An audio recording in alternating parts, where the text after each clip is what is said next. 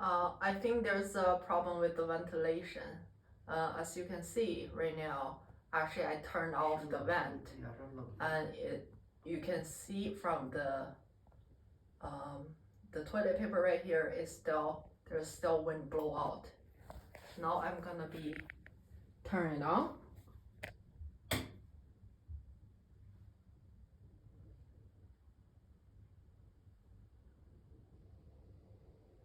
You can tell it's sucked it in after I'm turning it on.